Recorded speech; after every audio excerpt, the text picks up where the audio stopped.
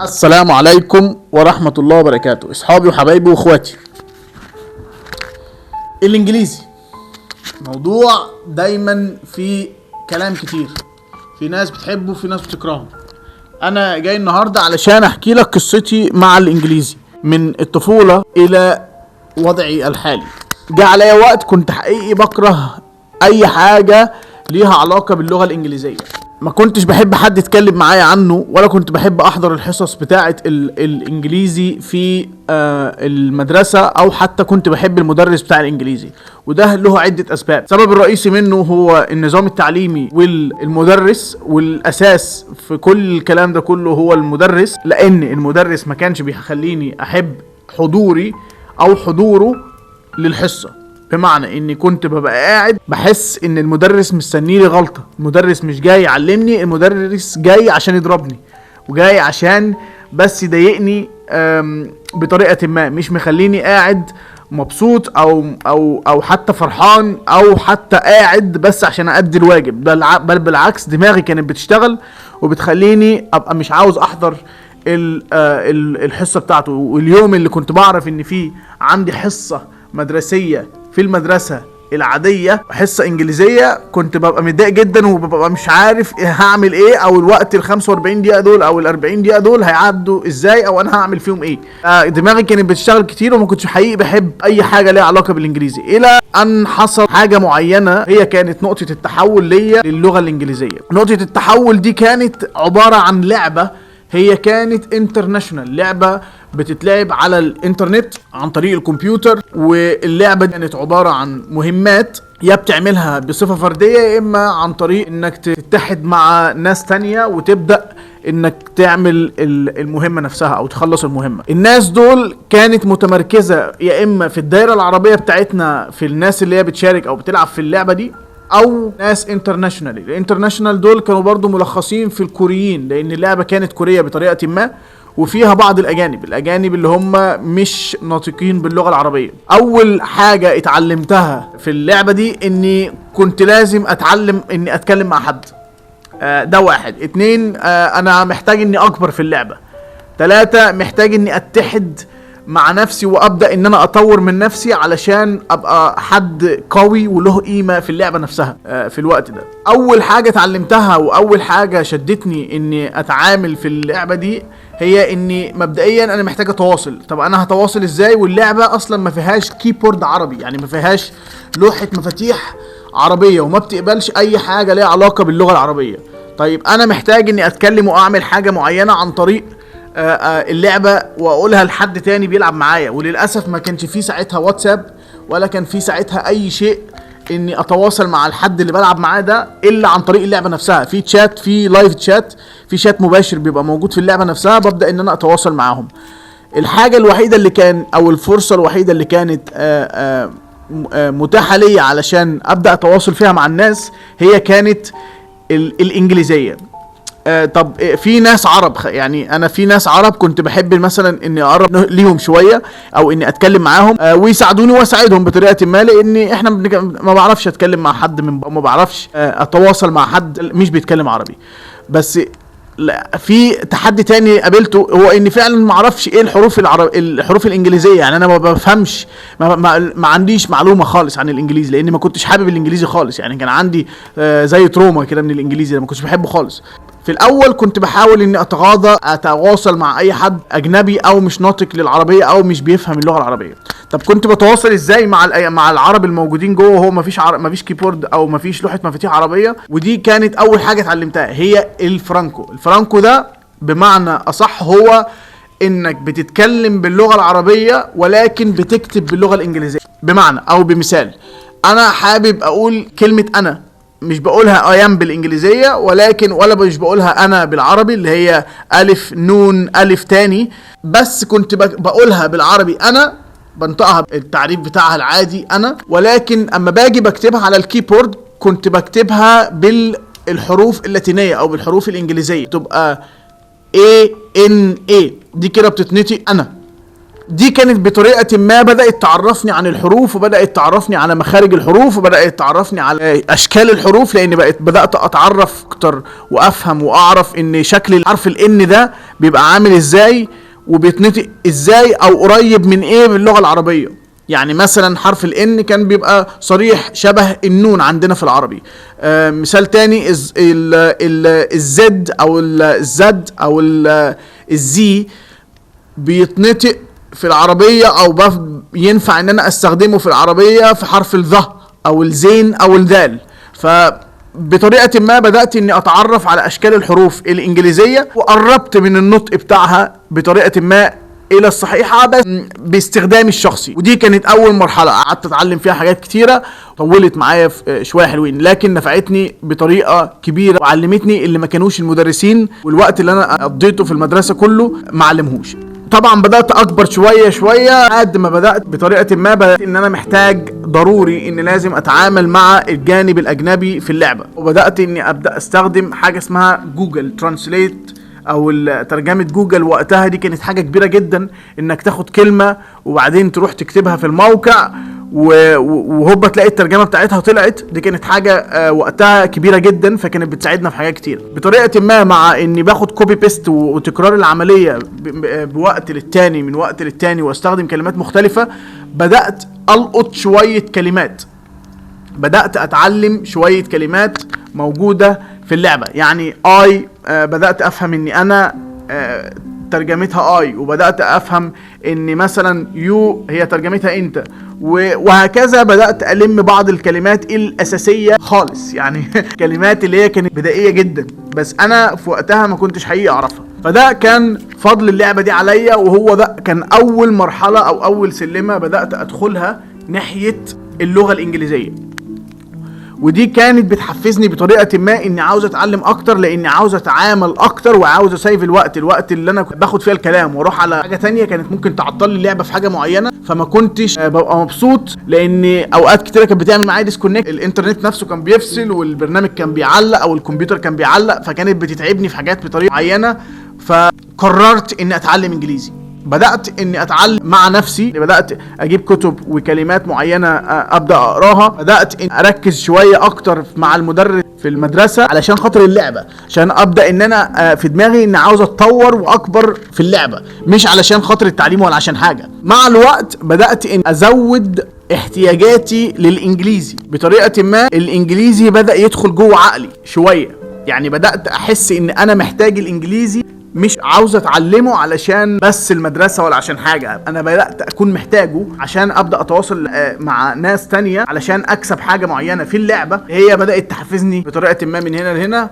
بدأ يبقى عندي شوية عقبات. العقبات كانت بتتلخص في المصادر، هو ان ما كانش فيه ريسورسز موجوده معينه، يعني اليوتيوب والسوشيال ميديا دلوقتي مسهله كل شيء والذكاء الاصطناعي، لكن في وقت ما انا كنت بتكلم ان اليوتيوب ده انت عشان كنت تدخله كنت محتاج يكون عندك باقات انترنت كبيره جدا وبتسحب فيها فلوس كتيره جدا علشان بس تدخل تشوف واحد فيديو.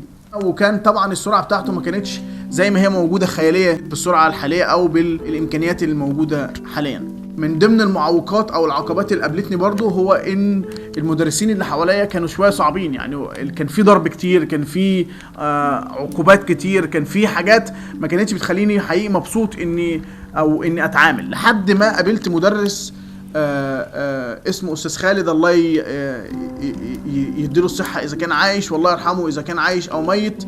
وده الشخص ده هو اللي فرق معايا في حاجات كتيرة. بدأ ان هو يشجعني، يعاقبني بطريقة معينة، وهو نفسه كان لذيذ، كان بيفرق معايا في انه عمل معايا تكنيك، هو انه بدأ يحفظني بعض الكلمات الأساسية والسهلة واللي أقدر أستوعبها في دماغي من البداية بعدد معين كل يوم، في حين إني بدأت على آخر الشهر يكون معايا حصيلة حلوة من الكلمات. فدي كانت حاجة من اللي ساعدتني برضو. من ضمن العقبات هو إني برضو حاولت إني أقوي من نفسي وأروح أخد كورسات معينة. الكورسات نفسها ما نفعتنيش بحاجة، وكنت بحس إن المدرس أو الملقي أو الأستاذ اللي هو بيدرس لنا الكورس ده بس جاي عشان يعلمني إزاي أنطق الكلام بطريقة معينة أو بأكسنت معين، في حين ان الكلام ده اصلا ما كانش مظبوط، لاني انا لساني كان بيتكلم عربي بالعافيه. فكانوا بيصعبوا علينا المواضيع شويه ويقول لك انت لازم تتكلم تنطق الحرف بنطق معين، ولو ما نطقتوش بطريقه معينه كان ده انك ما بتتكلمش اللغه. فده كانت من ضمن الصعوبات برضو اللي بتقابلني، هو اني لازم انطقها بالظبط زي ما هو بيقول او زي ما هو بيطلعه. ودي كانت حاجه فعلا بتتعبني كتير. طبعا كان في شويه خوف موجود. من ضمن الخوف الموجود هو ان طبعا ما بقدرش اتكلم او اقول، يعني كنت بخاف ان المدرس يقول لي انطق الحرف ده او انطق الكلمه دي انطقها مش صح او مش زي ما هو بينطقها. فدي كانت حاجه برضو بتخوفني اني اتكسف انطق حاجه غلط مش زي ما هو بينطقها. من ضمن الخوف اللي كان برضو بيقابلني هو ان خاف اقرا بصوت عالي، لان ممكن اكون ما بقراهاش صح. ده مش قدام الاستاذ بس، قدام مثلا اي حد. لو في كلمه معينه ظهرت قدامي عاوز اقراها كنت بخاف اقراها غلط. ودي كانت حاجه كانتش بتشجعني اني اقرا واغلط واتكلم واغلط واتكلم واغلط واقرا وهكذا لحد ما بطريقه ما تلزق في لساني. افضل 3 طرق فرقت معايا في اللغه الانجليزيه هي اني حقيقي لو بدأت احفظ 5 كلمات يوميا، او على الاقل كلمة واحدة يوميا، انا معايا 30 كلمة.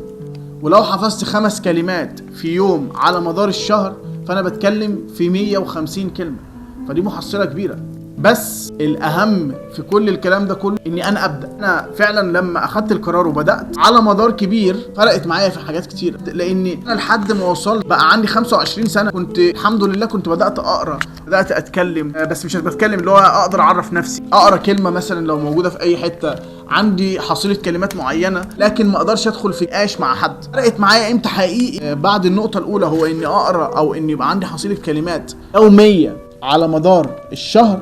النقطة التانية اللي فرقت معايا هو اني فعلا اما بدأت اخرج بره مصر وابدأ احتك بالناس الاجانب. انا افتكر مرة كنت رحت عملت مقابلة وقاعد قدام الانترفيور بتاعي او الحد اللي هو الشخص اللي بيعمل لي الانترفيو، انا ما كنتش بتكلم معاه خالص. وانا كنت فاكر ساعتها اني انا عندي حصيلة كلمات واقدر اتكلم لكن لما هو قعد وبدأ ان هو فعلا يتكلم معايا انجليزي الصرف ويقول لي بس عرف نفسك، انا ما كنتش قادر وحسيت بارتباك صعب كده، ما اعرفش جالي منين. ما قدرتش، يعني انا حسيت ان في فعلا حاجه مغيمه على عينيا ومش قادر اتكلم، واللي ماسكه لساني مش قادر اتكلم. وبدات اعرق اسخن وبدات احس بتوتر وبارتباك، وهو بقى يكلمني بالانجليزي وانا بقيت ارد عليه بالعربي.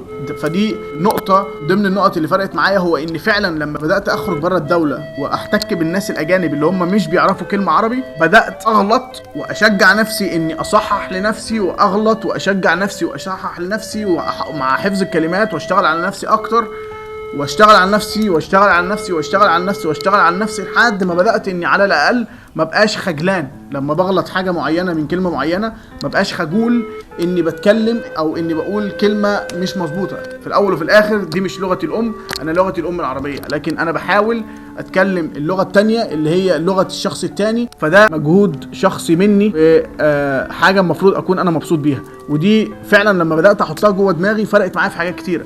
فرقت معايا اني انا بعمل حاجه زياده. فهمت ان كل الفلوس اللي كنت بدفعها في الكورسات اللي كنت باخدها والدروس الخاصه اللي كنت باخدها في مصر حقيقي ملهاش اي 60 لازمه، لكن هي كانت قرار. انت لما بتقرر انك تتكلم، والاهم من القرار هو انك فعلا تكون في الموقف.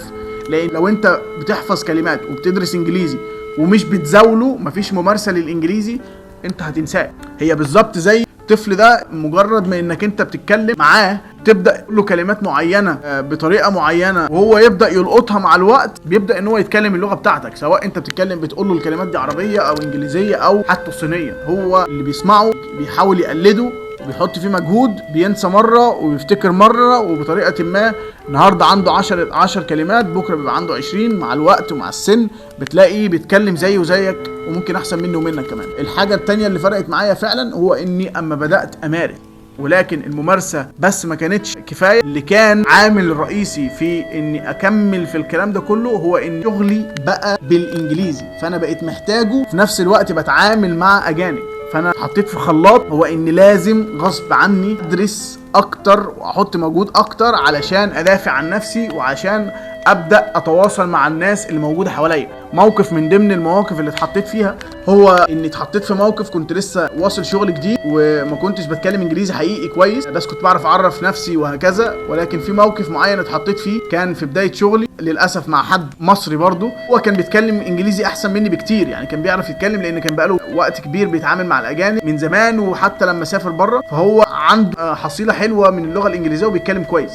بطريقه ما حطني في موقف هو اني ما قدرتش ادافع عن نفسي، هو راح اشتكاني للمدير، انا والله ما عملتلوش حاجه حقيقي ساعتها، وافتكر اني كنت مظلوم جدا، بس هو قدر ان هو يشرح للمدير حاجه معينه هو قالها له انا ما فهمتهاش ساعتها، والمدير جه يسمع مني قال لي قول لي يا محمد ايه اللي حصل، انا مش قادر اتكلم، يعني انا مش قادر ادافع عن نفسي عشان انا مش عارف، مش فاهم ايه اللي هو قاله له، انا عندي الكلام وفي نفس الوقت انا حزين من الموقف ان هو راح يشتكيني للمدير في حين ان انا ما اذيتوش في حاجه او ما عملتلوش حاجه. ولكن الحاجه اللي نقحت عليا اكتر هو اني مش قادر ادافع عن نفسي، مش قادر اقول له انا مظلوم. ساعتها اخدت وورنينج ليتر وكانت بالنسبه لي مشكله كبيره، وانا كنت لسه اصلا يعني كنت ممكن اخسر شغلي وارجع بلدي تاني في ساعتها، ولكن الحمد لله ربنا سترها. بس الموقف ده حطني في حته تانية برضو، خلاها ده كان تيرنينج بوينت ليا، ان فعلا انا مش عايز اتحط في الموقف ده تاني، انا محتاج اتعلم اكتر علشان ابقى بساعد غيري لما يبقى في موقف زي كده، مش استخدمه ضد غيري، وفي نفس الوقت اكون محامي نفسي قبل ما اكون محامي حد تاني. الموقف اللي كنت موجود فيه حقيقي يعني انا كنت في صدمه كبيره، هو اني مش قادر ادافع عن نفسي، تاني حاجه هو اني كنت مصدوم من البني ادم اللي هو حطني في موقف مش لذيذ، بس للاسف انا ما كنتش قادر ادافع عن نفسي وعدت، ده كان بستر ربنا. نلخص الفيديو ده في ايه؟ انت لازم يكون ليك ولو حصيلة كلمة يوميا على مدار الشهر باللغة الانجليزية. ليه؟ لان دي هتفرق معاك كتير. حتى لو انا شخصيا قعدت 16 سنة بتعلم انجليزي ما استفدتش منهم ولا كلمة. 16 سنة بتعلم اللغة الانجليزية وانا حقيقي كانت حصيلتي صفر. تخيل انا لو كنت باخد كلمة واحدة كل يوم في ال 16 سنة دول، انا هيبقى معايا حصيلة كام كلمة في الوقت اللي انا سافرت فيه. الحمد لله بفضل الله اما قررت وسافرت وبدأت اتعامل مع الناس الاجانب بنفسي شخصيا، فرقت معايا كتير، ودي كانت طبعا بقدر ربنا بكرمه وفضله عليا، فرقت معايا في حاجات كتير. الحصيلة الكلامية اللي انا بقول عليها دي لو كانت موجودة معايا من بدري كانت هتفرق معايا في حاجات كتير، هيبقى عندي حصيلة اكتر واكتر واكتر. ولكن الحمد لله دلوقتي انا بتكلم وببص ورا على اللي انا كنت جاي منه، والى الان مش عندي وقت اني اذاكر الحاجه دي غير اني بلعب او في المدرسه او بشتغل عشان اجيب مثلا 10-20 جنيه في اخر الاسبوع. انت محتاج تقرر وتبدا من دلوقتي تشتغل على حصيله الكلمات، وما تخافش ولا تفكر في حته ازاي الناس بتسمعك، اهم حاجه يفهموك. انا لما باجي اتكلم مع حد، مع خبرتي دلوقتي بدات اتكلم مع الهنود والبريتش والامريكان والفرنسويين والالمان الايطاليين البنجال الباكستان الهنود الفلبنة التايلاند الاندونيسيين الاسيويين في العموم الاوروبيين في العموم، كل واحد عنده الاكسنت بتاعه وكل واحد عنده اللكنه بتاعته، والعرب نفسهم عندهم اللكنه بتاعتهم. لكن في الاول وفي الاخير انا لما باجي اتكلم مع حد في الخبره، لما بدات تمرن ودانك على الكلام كتير، بدات تفهم ان حقيقي اللكنه مش مهمه، ولكن اهم حاجه اني افهم انت عاوز تقول ايه، وانا انطقها براحتي، انا اسمعها براحتي، مش بتفرق معايا في حاجه. اهم حاجه ان انا فهمت انت عاوز تقول لي ايه. وبرده اما باجي اتكلم ببقى حريص اني اتكلم بطريقه معينه بشره. طبعا لما باجي اتكلم بتكلم بطريقتي، لكن مع الوقت بدات تمرن لسانك على طريقه الافضل لخروج الكلمات. ولكن في الاول وفي الاخير هي ما بتفرقش كتير، يعني انت في البدايه ما تخليش دي حاجه توقفك، ركز وتعلم كلمات كتيره. اوعى تكون قلقان ولا خايف ان حد قدامك مثلا ممكن يفكر ان انت بتنطقها بطريقه معينه وتبقى مكسوف ان انت قلتها بطريقه معينه او مش عارف تقراها. بالعكس، ده انت لازم تكون فخور ان انت بتحاول تتكلم لغه مش بتاعتك، في حين ان نفس البني ادم اللي هو بيسمعك انت فاكر ان هو ممكن يكون هيضحك عليك او هتبقى مكسوف قدامه. لو حاول ان هو يتكلم اللغه بتاعتك هتحس ان هو طفل بيتكلم قدامك، وبرده ممكن تضحك عليه ويبقى عندك نفس الاحساس. فما تخليش دي تكون عقبه قدامك، لان انا عارف ان هي مش سهله، لان انا تخطيتها بصعوبه، ولكن انا بقول ملخص تجربتي، ودي حاجة فرقت معايا كتير لما اشتغلت عليها، وفعلا ما بقيتش تفرق معايا ازاي اللي قدامي بيسمعني او انا بنطق الحاجة ازاي. اهم حاجة هو انا قلتها وهو فهمني، دي اهم ما في الموضوع.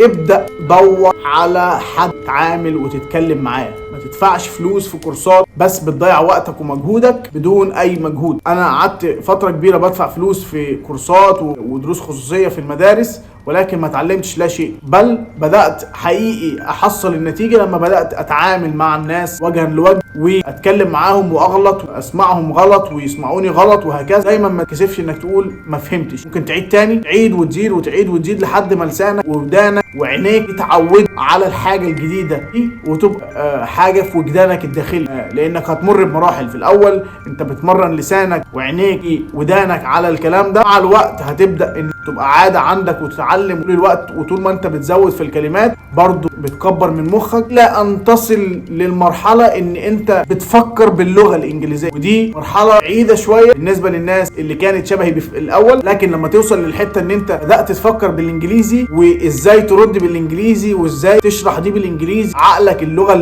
اللي هي معاك انت، الشخص اللي جواك انت بيتكلم معاك بالانجليزي كده، انت في مرحله كويسه. لكن عشان توصل للمرحله دي انت محتاج تشتغل على نفسك كتير من دلوقتي، ودي حاجه محتاج مجهود كبير. وعلشان كده انا بقول ابدأ من دلوقتي وتوكل على الله وخد القرار، لان مفيش حاجه سهله وكله دايما بيجي مع الوقت وبالمجهود. ربنا ييسر حالنا، ويا رب تكون عجبتكم بطريقه ما. لو عجبك الفيديو في العموم اعمل لايك واعمل سبسكرايب عشان نشوف الفيديوهات اللي جايه كتير. وبالمناسبه ده اول فيديو طويل احطه على قناتي على اليوتيوب، مش خايف ومش قلقان ان ممكن يعجب حد او ما يعجبش. مهم ولو شخص واحد يفهم الرساله اللي انا عاوز اوصلها، وهي انك تجرب، ما تخافش واعتمد على نفسك وابدأ من دلوقتي وتعلم الانجليزي، لان الانجليزي مهم وهو عمود الارض دلوقتي في كل شيء. كل الريسورسز وكل شيء موجود دلوقتي هو متاح بالانجليزيه، مش موجود باي لغه تانية، بل العالم كله متفق على اللغه دي. عشان كده انا دايما بقول ان اللغه دي هي اللغه الام، وفعلا مهمه مهمه مهمه مهمه، علشان حتى لو حبيت تتكلم مع حد او تتعرف على حد تفهم اللي قدامك ده بيفكر ازاي. وطبعا زي ما بيقولوا عشان تتعلم كتير عن عدوك لازم تتعلم هو بيفكر ازاي، وعشان تتعلم هو بيفكر ازاي هو بيتكلمش عربي، بل بالعكس ده انت ممكن تلاقيهم هم بيتعلموا اللغه العربيه بس ما بيستخدموهاش، هم بيتعلموها عشان بس يفهموا احنا بنقول ايه، بنعمل ايه، بنسمع ايه، بنتفرج ازاي، نهزر ازاي مع بعض، وهكذا عن عاداتنا وتقاليدنا. ربنا ييسر حالنا وحال الجميع. ولو عندك اي سؤال في الاخر ما تنساش تعمل لي اي كومنت، سؤال انت حابب تساله او اقتراح، اي حاجه تيجي في دماغك، ان شاء الله تبقى اول حلقه لسلسله حلقات جايه كتير اكبر بدعمكم ان شاء الله باذن الله. وفقنا ويوفقكم. السلام عليكم.